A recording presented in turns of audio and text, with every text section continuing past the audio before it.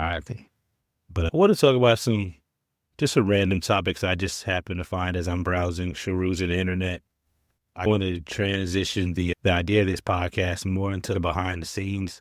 Because if you've been following my journey, you've probably noticed that the YouTube channel is getting a lot of my attention right now. So I want to use this as, but yes, since we're talking about giving inside scoops, forgive me, I'm a little nervous, but if you're watching the visual, you'll probably see these books on my table here.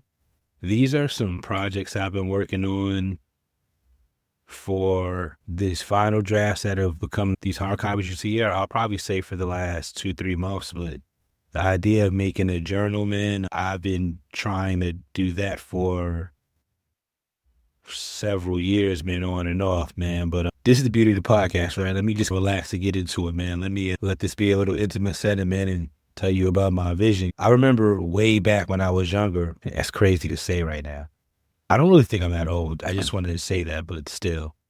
When I was younger, working for the Harlem Children's Zone, young professional in my, I think, mid to late 20s, and just, we have calendars on our phone and email and stuff and all those things. And even before that, working as a banker, I've always been a person that I've loved having a physical document that I can write my stuff into. Like, that means the most to me. An agenda book. Which I'll talk about that at some point, right? An agenda book. And I believe I'm going to give credit to when I moved from Queens to Long Island into the Longwood School District. That was given to me. I believe it started in 6th grade. I'm almost positive it started in 6th grade. Although in elementary school, we had your composition book that you probably would have to write your homework in and stuff. If you got in trouble, your teacher might write a note in it and your parents got to sign it. You know what I'm saying? And to create some type of a correspondence back and forth. But the agenda book, I believe, was introduced to me in 6th grade. And the basic concept of an agenda book is, when you're in school at least, every period that you have a class, you take down notes of any assignments, because typically an agenda book is going to consist of your month, a 30-day calendar that gives you an outlook of what's happening for the month, and then your weekly pages, which will usually break down the days, or it might be more detailed where you have just days broken down by hours. Since my agenda book was formatted for school, it would be weeks, and every week would have days with periods. All right. I believe I had 8 periods, but I don't know. I feel like somehow I don't know. It might have been 8 to 4 boxes on the thing. And basically, forgive me, guys, we're talking about 1990 something. All right. I can't necessarily remember that stuff with accuracy. And I don't have my original agenda book accessible at this moment to be accurate. So if you happen to go to Longwood Middle School in the middle to late 90s and you remember an agenda book, please comment on this video if you know accurately how that book looks so that we can get that correctly, all right? This will be on YouTube as well as on, of course, wherever my podcast is streamed. But back to the story. A shady plug, right? But back to the story. The idea is that whenever class that you have assignments in, you write down your assignments, your homework. That's what you write down daily. If you have assignments that you have to look forward to, like projects, you would write the due dates for those in advance so that as you're going through your calendar, you understand what's coming forward, right? Because if you're really forward thinking, we always look and plan life 30, 60, 90 days ahead. So that gives us a reminder. Of course, in school as young as middle school and elementary school, you're typically not going to have projects that far off because you're probably going to be going to school on a quarterly basis, and that's about 90 days at best. But anyway, to get to the point, that mindset was always just me. And when you go to college, the same thing, right? I would advance to getting my own little portfolios. No, I'm tripping. I went to Johnson & Wales, and Johnson & Wales branded themselves as the professional university where you not only got your major, but they helped you transition to becoming a professional. So we had this portfolio that already gave us pretty much the template for this very document that I'm talking about, which also is probably what inspired me for this. So I say that to say I've always, all throughout my life, although we've had technology that's given us a lot of ability to organize and stay on top of things, I am used to the analog paper and pencil or in document way of physically writing down and organizing my time. And there are a lot of studies that show that when you do that, that also helps you recall and recite data. Not for nothing, might be worthwhile to check out if you're having a hard time keeping track of things. I know a lot of us sometimes seem to forget. That might help out. I'm just saying there's science behind that. But anyway, if you guys don't know, I'm also an adjunct communications professor. And I've had the pleasure of teaching high school students that are taking early college access programming. So I've had the access, the great opportunity of working with 10th graders, 11th and 11th graders, not even seniors. And what's really dope about that is you get to see the growth. Because remember, if you've not seen some of my past content, you may not know, but I graduated high school in 2004. We're in 2025. So seeing students in high school firsthand, 20 years later, I believe is like such a treat in itself. And when I'm treating itself, I feel like if I wasn't doing it, I would probably almost pay to, like, how can I simulate or get that real experience? Not pay, but volunteer, you know what I'm saying? Which is still, if you value your time, I would say payment anyway, but that's another episode. But nonetheless, it's been a great opportunity. But one thing that I noticed is, I always tell them, I noticed they have such a grasp for this new technology, the TikToks, the memes, and all this. But when it comes to a lot of simple tasks, sometimes there's quite a struggle. And also I find like the basic essential systems and ways in which we, program and do things, I find a lot of that to be lacking too. And sometimes it's not even their fault. Sometimes, and I think this is primarily for the post-COVID children, with us transitioning so much to doing school and work on devices versus traditional ways where it was pen and paper. Sometimes these devices aren't the best, right? I'm sorry. I believe Apple computer, if you want to see somebody be productive on a computer and not, you know what I'm saying, all around, invest in one of these.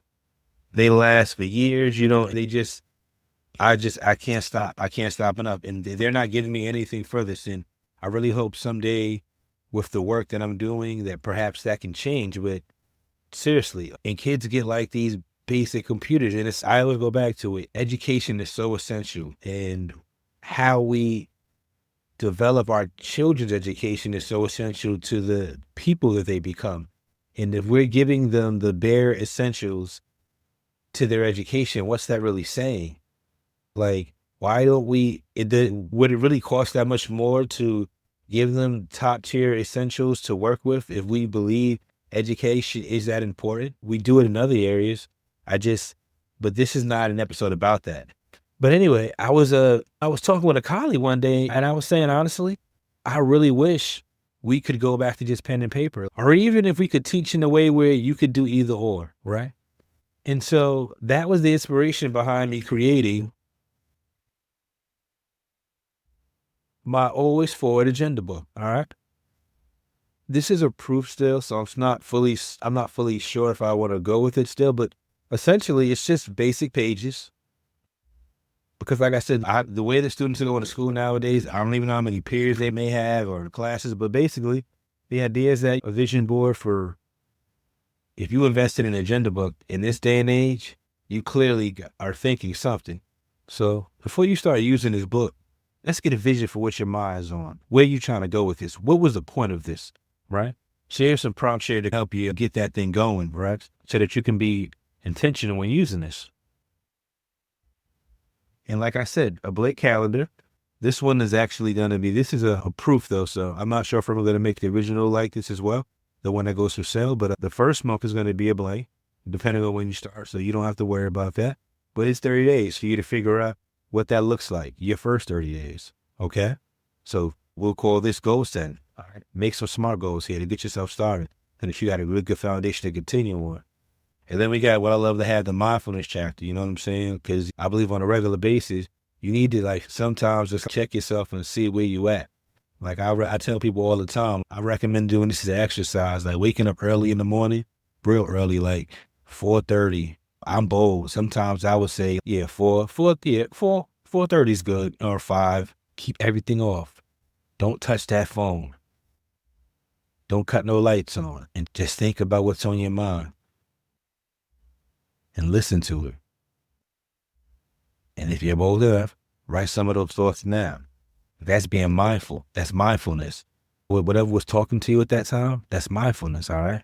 So you write some of these things down, okay? There's some real cool prompts here. I'm not going to spoil it right now, but of course, we're going to talk about self-care, nutrition, fitness, but I won't get too much more into it because there's more than that, trust and believe, okay?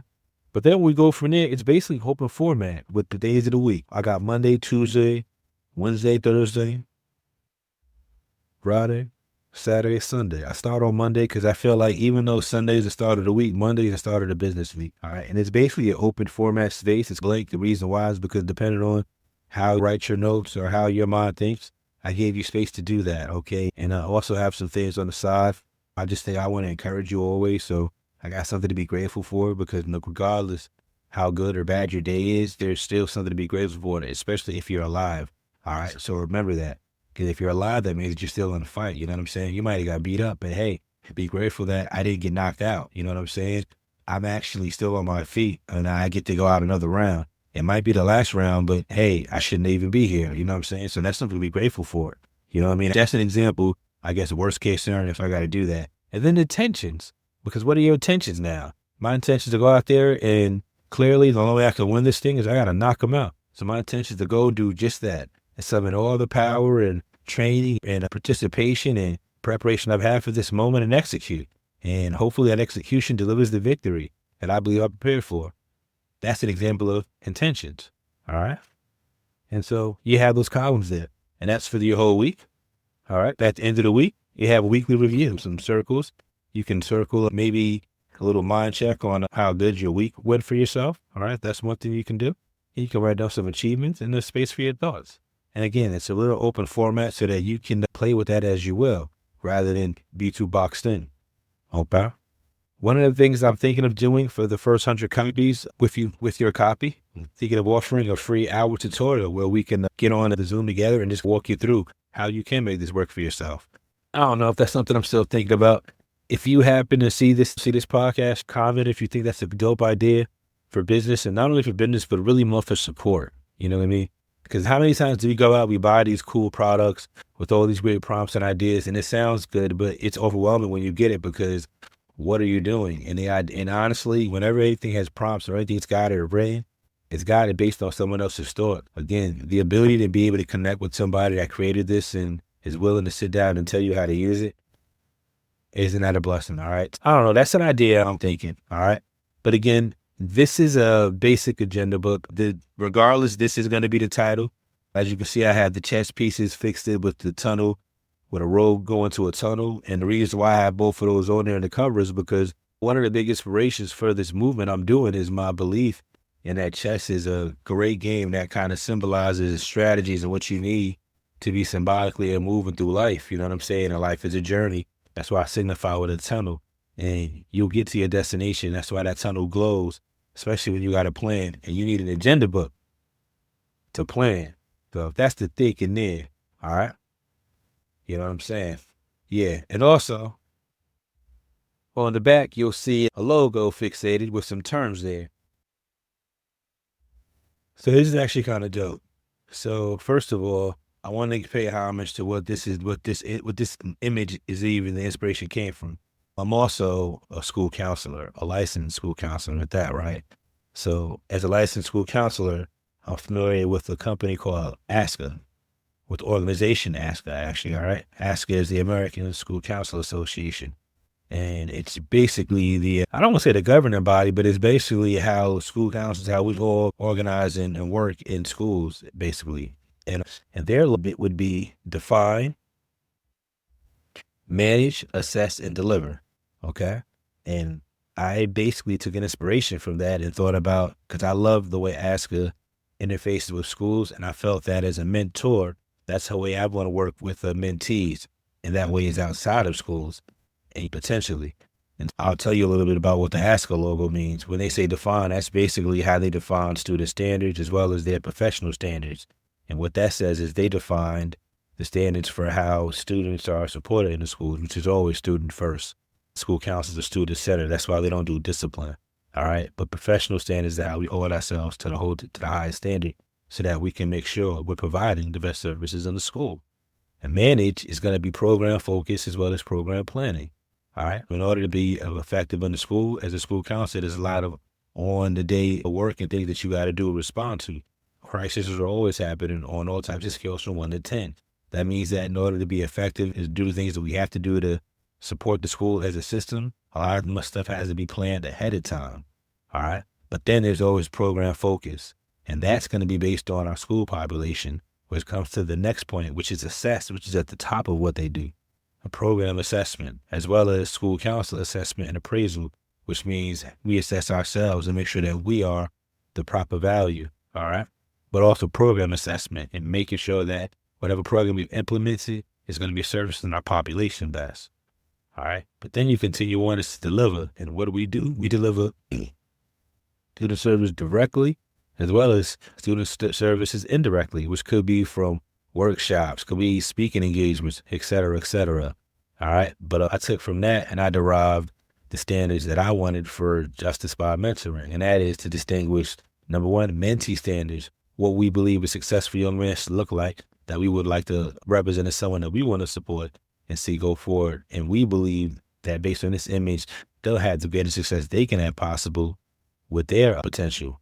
And as well as mentor standards, what we can do to make sure that we're putting the best image forward so that we can be successful and helping motivate and inspire young men to put their best foot forward. And then from there, we go to steward, which is, again, our mentoring program focus, which is going to be mentoring support. But we discern that program development and as well as our mentoring development. And by discern, the program development is going to be based on the mentors the mentees that we're working with. The same way as the school counselor is going to assess their program based on the school the school population that they're working with. I can't stand these lights. Oh my goodness. But then we're going to be a little raw here. That's the point of the podcast. All right. So that's cool. We don't have to take that out. All right. So please don't edit that. That's fine. All right. And then there's convey, which is what we offer at Just Inspire, which is going to be direct mentoring. All right. Which could be in person as well as hybrid or virtual. All right. Indirect mentoring, which could be, I believe, listening to this podcast, watching the content that I put up on YouTube. Even if you follow me at Counselor Tucker on X or Twitter, or listen to my videos on Instagram at Just Inspire Mentoring. All that is indirect mentoring because it's still having the same impact, which is going to be hoping, molding, and planting seeds that hopefully will grow into something fruitful later for you in life. And of course, exposure, the trips that I'm trying to do. We're going to do something for this Malcolm X 100th birthday in 9 days. All right. And that's basically the story behind that sign. And so please look forward to this. This is a hardcover. I'm also going to have a soft cover because I want to make it economical. And this will be a little bit more like a limited edition item. That I think is a final look. There's still just some things I'm still thinking about. But this next one, man.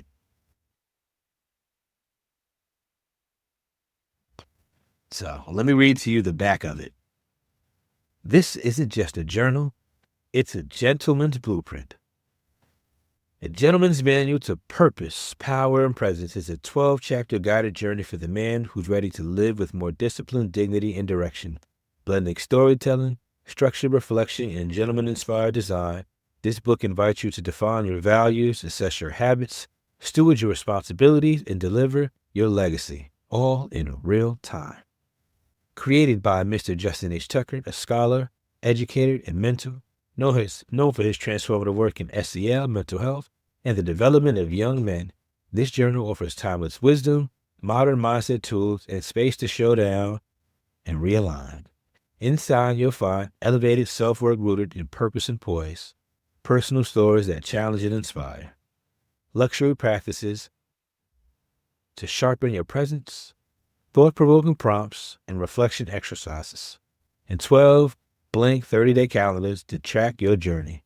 Whether you're redefining your focus, reclaiming your discipline, or realigning with your higher self, this journal will meet you where you are and lead you to where you're meant to be. Because legacy isn't built later, it's lived now. So I'm really looking forward to this. I had to make some edits in the inside as well as, again, it's not my book. I'll tell you some of the first things I did. I also had to make changes to the cover. I took my name off of it. I also took my name off the spine. I left that blank because it's your book. It's a journal. It's a guided journal. As I said earlier, as I think for this whole, started this whole rant, when I was working with the Harlem Children's Zone, I wanted to fast forward it to, I wanted to be more professional again. And I'm not to be more professional, excuse me. I wanted to be more organized. And I didn't just want to use like apps and stuff. I wanted to go back to writing things down. So I went back to getting a journal. But in getting familiar with like all the cool stuff on Amazon and such, I saw that there were some really cool opportunities with these guided journals. And I've always been inspired by one. And I just felt like with me having a mentoring company, I wanted to create something that somebody maybe that can't get to me personally can still have a blueprint that simulates what working with me would be. So in this journal, there are guided chapters that kind of inspire the kind of conversation I will hope to have with you over 12 months. And for young men that work with me directly, this would be a gift that I give to them as part of the mentoring package for my services. So that's all something I'm working on putting together. I wish I had one of my lapel pins, but I will get one of those later. And maybe we can talk about that on another episode too. Yeah, like you said, yeah, a lot of things were in the cooker, but that's cool, and that's life. But let me take a break real quick, and we'll come right back. Also, since I have you here, there's something else I want to talk about. I'm working on doing another little mini documentary. By the time you hear this, hopefully I'll have it up already. But I did a little documentary on Clarks. Reason why I did that was, funny enough, I was going to the doctor. I'm a veteran for Army National Guard, financed to fight. I got really bad feet, man. It made my excuse me, it freaking sucks, man, sometimes. And when you go to doctors, they always tell you it's because of this. But the reality is, it didn't start until I went to the military. I used to wear sneakers, all types of stuff. And now the only time I find relief is basically when I wear wallabies. And I was talking with the guy about it, and I didn't realize it, but Clark's has been around since 1825, which is pretty amazing, 200 years. And they've been operating in America since 1950. Yep. And wallabies have been around since 1968. Pretty cool. You know what I'm saying? Look out for that content. That's coming cool. That's coming soon. I also have started dropping content that kind of rates and starts to explore my chest and life paradox theology. Look for that as well. But hey, something else I'm working on.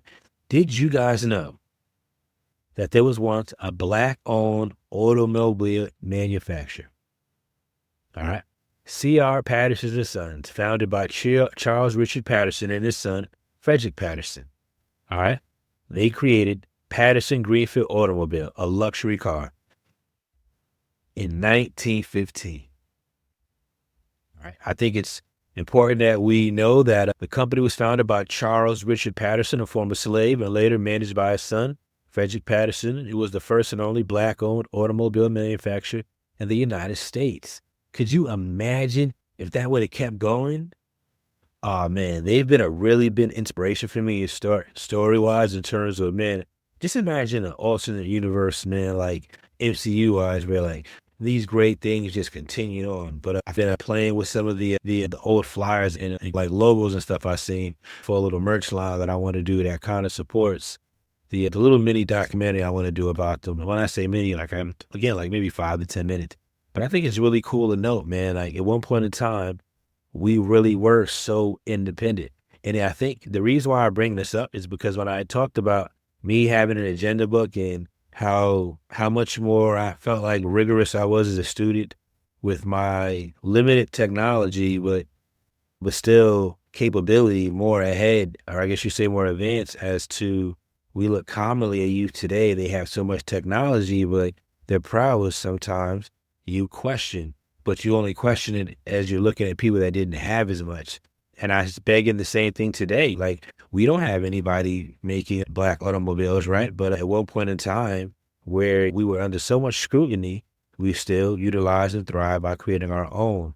And I always say, I'm not trying to get on a soapbox about segregation or any of those sort of things. I actually believe that when all social groups are thriving and creating their own little economic societies within each other, we then have a much more beautiful rainbow that's robust with beautiful colors for everyone to explore. Think about how when you go to certain parts of the country, you look forward to going to, let's say, the Chinatown or the markets in certain parts. Philly's got that market, right? That, you know what I'm saying? All these types of different products that are unique to cultures, the Amish market, all this stuff unique to that culture, but it makes it good. You know what I'm saying? That's just something that's really been inspired me in terms of work. And like I said, really trying to do more with this mentoring company. Again, you don't just need another motivational speech. You need some intentional talk. And that's what Just Inspired Mentoring is all about. And why a proven system is proven because I lived it. That's how I know it's proven. So when I'm talking about a structured approach that transforms potential, I'm talking about a structured approach because I understand the structure needed. I'm giving you the skills from my own experience, but I'm also only applying it based on what you're telling me you need. This is guided based on what you need. This is for you, Bob. This is for you by us. All right?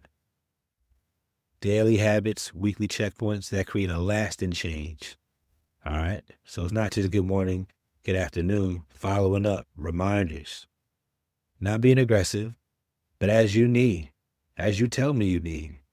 All right? Dedicated mentorship, working directly with somebody, in person, as well as hybrid, as well as exposureships that help change both of our lives for the better, and building a robust community of other people seeking that same type of mentorship.